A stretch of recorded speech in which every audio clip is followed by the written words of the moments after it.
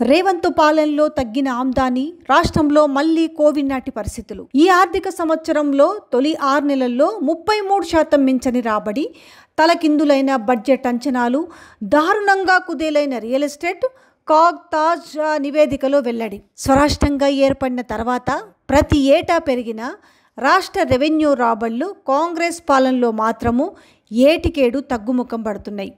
కేసీఆర్ కాలం నాటి వ్యవస్థలే ఉన్నప్పటికీ ఆమ్దాని మాత్రం తిరోగమనంలో ఉన్నది. ప్రస్తుతం కోవిడ్ సంక్షోభం నాటి దారుణ పరిస్థితులేమీ లేకపోయినప్పటికీ రాష్ట్ర ఆదాయాలు మాత్రం కోవిడ్ నాటి రాబడికి సమీపంగానే ఉన్నాయి.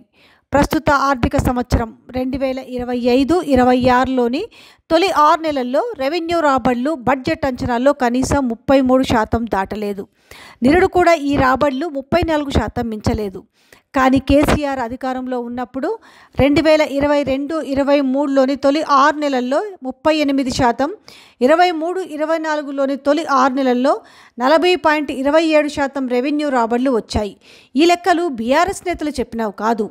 రాష్ట్ర ఆదాయ వ్యవహారాలపై కాగ్ తాజాగా విడుదల చేసిన అర్ధవార్షిక ఏప్రిల్ నుంచి సెప్టెంబర్ వరకు నివేదికలను లెక్కలు. కాగ్ గణాంకాల ప్రకారము 2024-25 ఆర్థిక సంవత్సరంలో రెవెన్యూ రాబడుల ద్వారా 2,21,000 కోట్లు వస్తాయని రాష్ట్ర బడ్జెట్లో అంచనా వేసిన రేవంత్ రెడ్డి సర్కారుకు తొలి 6 నెలల్లో 75,454 కోట్లు అంటే 34.10% మాత్రమే వచ్చాయి. ఈ ఆర్థిక సంవత్సరంలో 2,29,000 కోట్ల రెవెన్యూ రాబడులు వస్తాయని అంచనా వేయగా సెప్టెంబర్ నాటికి 76,940 కోట్లు మాత్రమే అంటే 33.49% మాత్రమే వచ్చింది. తెలంగాణకు కోవిడ్ సంక్షోభ సమయంలో అంటే 2020-22 మధ్యకాలంలో మినహా ఇంత తక్కువ ఆదాయము ఎన్నడూ రాలేదు. నాడు 47.28%, నేడు 40.97%. రాష్ట్రానికి వివిధ మార్గాల్లో ఆదాయం సమకూరుతుంది. వీటినే రెవెన్యూ రాబడులు అంటారు. పన్ను రాబడి, ట్యాక్స్ రెవెన్యూలో జీఎస్టీ, స్టాంప్స్ అండ్ రిజిస్ట్రేషన్ ఫీజులు, land revenue, sales tax, state excise duty, కేంద్ర పన్నుల్లో రాష్ట్ర వాటా తదితరాలు ఉంటాయి. వీటిని రాష్ట్ర సొంత ఆదాయ వనరులుగా పరిగణిస్తారు. కేసీఆర్ 10 ఏళ్ల పాలనలో సొంత రాబడిలో అగ్రగామిగా ఉన్న తెలంగాణ రేవంత్ రెడ్డి పాలనలో దారుణంగా కిందికి దిగజారింది.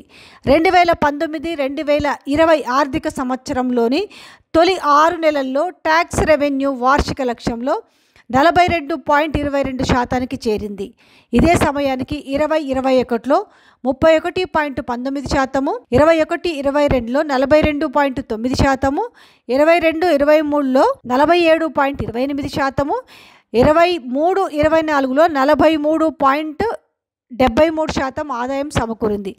రేవంత్ రెడ్డి పాలన పగ్గాలు చేపట్టాక 24-25 ఆర్థిక సంవత్సరంలో తొలి 6 నెలల్లో 41.91%గా ఉన్న రాష్ట్ర పన్ను ఆదాయం ఈ వార్షిక సంవత్సరం ప్రథమార్థంలో 40.97%కి దిగజారింది.